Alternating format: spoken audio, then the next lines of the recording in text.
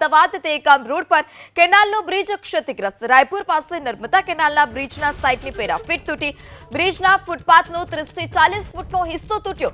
પોલીસે બેરિકેડ લગાવી એક બાજુનો રસ્તો બંધ કરાવ્યો છે। થોડા દિવસ પહેલા જ આ બ્રિજનું સમારકામ કરવામાં આવ્યું હતું, ત્યારે થોડા જ દિવસમાં આ પ્રકારની આ બ્રિજની સ્થિતિ જોવા મળી છે। ત્યારે સમારકામમાં મસમોટો ભ્રષ્ટાચાર થયો હોય તેની પણ આ પોલ ખુલતા દ્રશ્યો સામે આવ્યા છે। તો રાયપુર નર્મદા કેનાલનો જે બ્રિજ હતો તે પેરાફીટની દિવાલ તૂટી છે। બ્રિજનો ફૂટપાથનો 30 થી 40% હિસ્સો પણ તૂટી ગયો છે।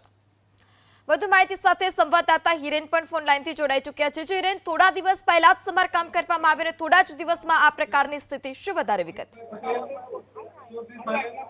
દહેગામ અમદાવાદ હાઈવે ઉપર રાયપુર પાસે નર્મદા કેનાલ આવેલી છે અને એના ઉપર બ્રિજ બનાવવામાં આવ્યો છે। થોડા સમય પહેલા, એટલે લગભગ 6 થી 8 મહિના પહેલા પણ આ રીતના એ જે બ્રિજ છે, બ્રિજનો થોડો ભાગ ક્ષતિગ્રસ્ત થયો હતો અને તૂટ્યો હતો।